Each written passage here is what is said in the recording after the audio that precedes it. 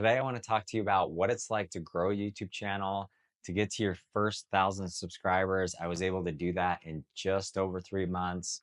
And I'm going to talk to you about what some of the journey has been, some of the pains, the struggles, some of the learnings, and things that I've done that have made it successful for me. So let's jump into it. My name is David. And for those of you that don't know me, I love to build things. I love airplanes. I'm building a bush plane. That's kind of what I made my channel topic primarily about, although I wanted to have a diversity of topics. So you're going to get videos like this sometimes where I'm just talking to the camera and telling you about some of my life experience. So I was laid off in early January of this year. And while that was a really tough experience, definitely full of ups and downs, definitely full of stress, all of that, I wouldn't recommend anyone choose that because it's so hard to do it. But in all honesty, it was the right thing for me. It's been so good to kind of refine me, and I've been able to do so much because of it. And so I'm super grateful for that. Now, I've always wanted to create a YouTube channel. In a past life, I shot and edited video.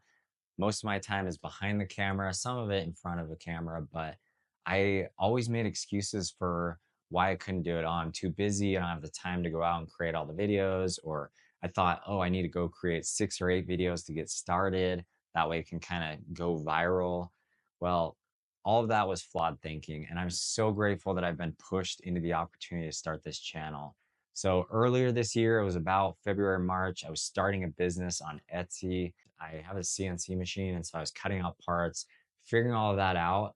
And then I was praying about it, saying, hey, is this the right path for me? Should I be starting this Etsy CNC business? And the inspiration was really clear that I should go start a YouTube channel. And honestly, I'm so grateful for that inspiration. It took me about a month to like really figure out, is that the right thing? And so I said many prayers about it, and the inspiration was that that's what I'm supposed to go do. So here I am, and I'm going to tell you what my journey has been getting started on this channel. Historically, my YouTube account has been around for 5 or 6 years. I don't know how long. And I made a video in the past that was kind of for a separate project, but I wasn't strategically trying to grow a YouTube channel because quite frankly, I knew that it's going to be an uphill battle. I knew there was things that I'm gonna have to learn, and I knew I would have to put time into it to be able to grow it. Now, that was kind of March, April timeframe. And so I started to just kind of prototype in the beginning to figure out what would this even look like. I grabbed my phone and I bought a cheap ring light off of Amazon, and I just said, okay, let's try to figure out how's this going to look? What sorts of things am I going to talk about? And I really just started to practice filming. And to be honest, it's a good place to start. But I will tell you that my first video that I made, I reshot that thing like 6 or 8 times. That cost me probably a month and a half, almost 2 months, just figuring that out. And it came down to, oh, my wording wasn't quite right, or I need to say that a certain way, or whatever. There was always some excuse or reason for why I couldn't release the video. And so I just spent forever nitpicking every little detail. And to be honest, the first time I released it, I got viral views in the beginning. Like it all of a sudden started taking off, and I got like 1,200 views within the first 24 hours. And I was like, this thing is going to blow up and I'm going to get like hundreds of thousands of views. Well, what I learned is what YouTube's actually doing is they're going and testing, hey, this content has potentially the right topic and the right interest, and we think we know who the audience is. And then they go and test that video. And then based off of the retention and the click through and how it performs, they then decide, I'm either going to keep showing this content and then it will keep growing, or I'm going to not show this content. And so that's what happened for me is I basically had that first video, it got a bunch of views, and then it just fell off. And that meant that the retention in the beginning wasn't there, the click-through rate wasn't there. And so I had to learn from that to figure out, okay, how can I make this better? And my initial reaction to this was to just, oh, maybe I can re-edit the video, or maybe I can change the thumbnail. And yes, you can go do those things. Now, I re-released that video 3 times, and guess what? It did not perform better the second or the third time. In fact, I didn't even get the same amount of views between those other videos as I did for the original video. So I don't recommend doing that. I'm not saying that there aren't circumstances where maybe you can go re-edit and re-release a video. There are probably some situations where that could work and go well. If you've experienced that, drop a comment down below if you've had a video where you re-edited it and re-released it and it went well. Tell people down below how that went. We'd love to learn from you. So you've got to find who your audience is. And it really comes down to finding things that are interesting for that audience. Are there pain points that they're dealing with? Do you want to build how-to videos? Or are there things that they just want to learn more about? You got to find what would be interesting for that audience and then go build content around it. The other thing that you need to do is go figure out how competitive is the landscape in that specific topic. So for example, creating videos on how to get started on YouTube, there's a ton of content out there on that. If you want your videos to be good, they've got to be able to compete in that space. So that's something to think about. Is there a niche that you can carve out that's specific to you that is big enough for you to build a channel around?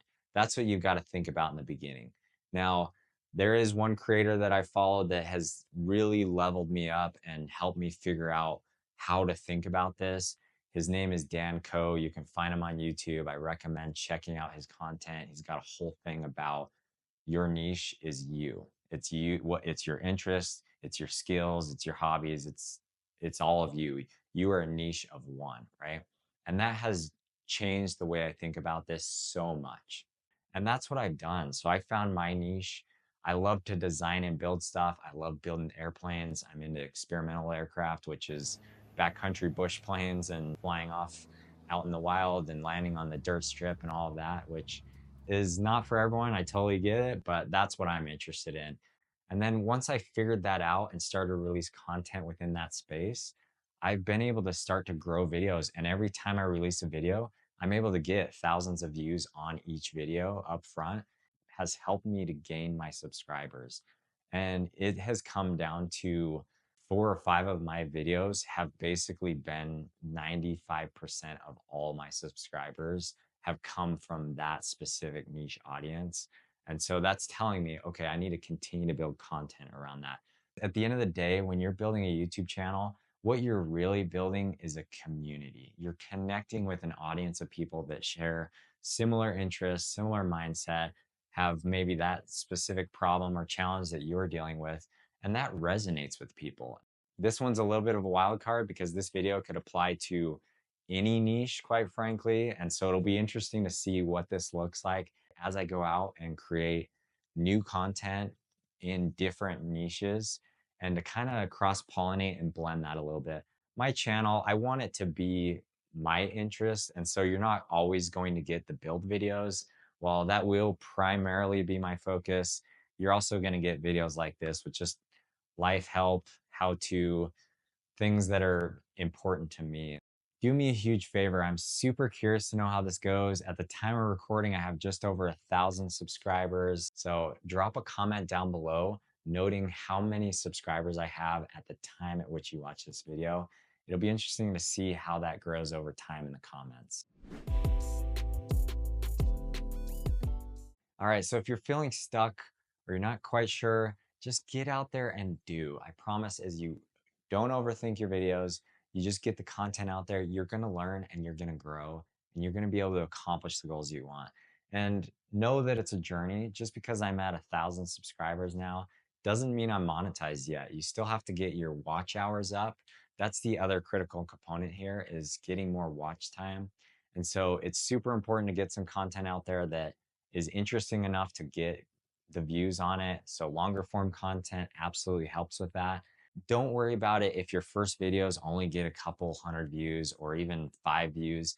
Don't sweat it. It just means that a few people have seen it, and you don't have to feel bad that, oh, no one saw my video. Well, no one saw the thing that didn't go well. So it's kind of a hidden experience, to be honest. And if it does go really well, then that's great. That's what you're looking for, right? Is getting the big views on the channel. So I recommend getting out, getting started, and just putting the content out there, because the only way you're going to grow and learn is to just put the content out there. It will be a little bit painful at first because It's vulnerable. It's super vulnerable to put yourself on camera, to put yourself out there and be like, oh, do people like this? That is tough. It is hard at first, to be honest, but you will get stronger at it. You will get better at it, and things will just start to flow a little bit better. So keep going with that. The other thing that I recommend is using the tools that YouTube gives to you. Honestly, I've worked at a ton of startups, and figuring out your KPIs, your key performance indicators, or the data that matters to help you grow your business or to know and measure how is this business doing? Is it growing? Is it doing well? Figuring that stuff out is super hard, but guess what? YouTube has dialed all of that for you really well. There are some really great tools. You can go into the analytics and then go into inspiration. And you can actually search titles before publishing a video to figure out, are there videos that perform well with this title? Or are there recommended videos that the algorithm is telling you that fit generally within that niche? So it's going to give you a ton of recommendations, and it's going to help you to save the time so you don't spend a ton of time shooting and editing your videos 8 or 10 times, questioning every step, wondering if you should do it or not. So just research it up front and figure out, is this a video that can grow and get tons of views? If it's not something that's that interesting, you should think about it a little bit more and figure out what's the right topic to cover. But here's the thing about it that you need to know about YouTube's algorithm. There are millions and millions and millions of people watching YouTube every second of the day. And so the audience is there, it's already at scale. If you have a good topic, the title and thumbnail are good, YouTube will show it. It will be out there and be available. So if you're not getting a good conversion on those impressions, it just means that your title and thumbnail are not that appealing. And so you've got to fix that. Which, by the way, YouTube now has the ability to A/B test your thumbnails. You can do up to 3 thumbnails. It will run a test for 14 days and it will tell you which one performs better. And then you can set that as your thumbnail for the video.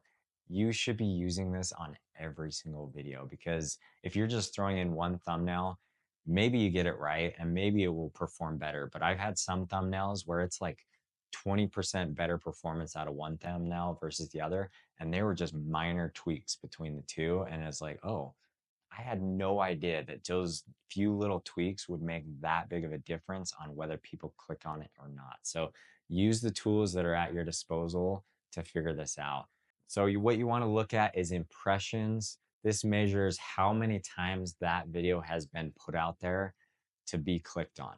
And then the click-through rate or conversion, that is how many times people have actually seen the thumbnail and decided to click on your video.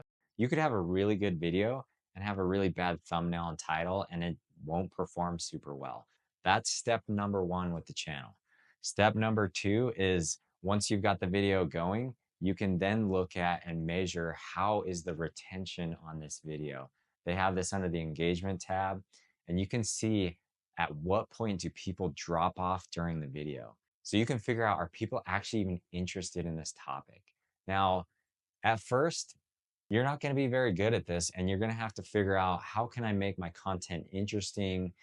What matters in the first 20 to 30 seconds? What matters in the first 5 seconds? And you can figure out how you're going to start to structure those videos. So another creator that I followed that's been super helpful, her name's Aprilynne. She's done some really great things on how to structure your video. And so I'll link her down below as well. But basically, your hook is up front, you introduce the problem, and then you kind of build the tension of telling the story throughout. And then you kind of, at the end, you have the payoff. It's kind of a general structure that works. There's a few different ways of doing it, but she's a creator I recommend checking out and following. I've learned a ton from her as well. I shot and edited video for like 5 or 6 years of my career in a past life. So that gave me a leg up to get started. But to be honest, at this point in time, there are so many good cameras out there. The editing software is getting so much better. I use the Osmo Pocket 3. It comes with this microphone. This isn't sponsored. I'm just telling you the equipment that I use, which makes it super easy for me to I just flip the camera open, I power on the mic, and it just connects. I hit the record button and I can start going. I tap to focus. It is super easy. And if I have a take that I don't like, I can just press and hold the record button, and then it will just delete the file off right then and there. And this saves me a ton of time because I'm able to just get rid of clips that didn't work out or they took up a ton of time and there wasn't anything really good in there. I'll just re-record that little piece. And so by chucking that clip right now, I don't spend the time moving it to my computer. I don't take up the storage on my computer. I don't spend the time figuring out, is this the right clip? I just chuck it on the spot if it's not good. So that's what I use for that. I use my laptop. I write out my script, which really is just, at first it's a journal of me just running through the dialogue, but then I just summarize it in a few key points. And then I just like to talk about it more naturally as I go. It just helps it to flow a lot better. And then editing it, you know what? It's not going to be perfect up front. The lighting's not going to be great, or there's going to be something weird or whatever. Don't stress about those things. It doesn't matter as much as you think. There are channels that blow up and they're shooting it on their phone, no lighting, just 100% raw.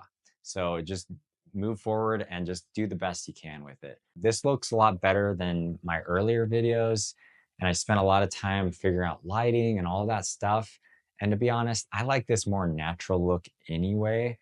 And if you look at my office currently, it's a work in progress. This room, we're putting built-ins in here, but I haven't had time to work on them because of the layoff. Guess what? It doesn't matter because I can just film. This camera's in one corner, it's pointing at the other corner of the room. I've got a plant and a clock on the wall, and that just helps it to have this nice look. The fill light kind of gives me the lighting I need here to kind of bring me out from the background. And that's it. It's actually very straightforward and simple. You don't have to overthink it. And that's how it is with everything on this video. If you're starting a YouTube channel, don't overthink it. Just try some basics and just get out there and do it. Just get out there and create your content. I hope that this inspires you and gets you excited and motivated to go out and create that next video. I know it's tough. I go through the ups and downs myself.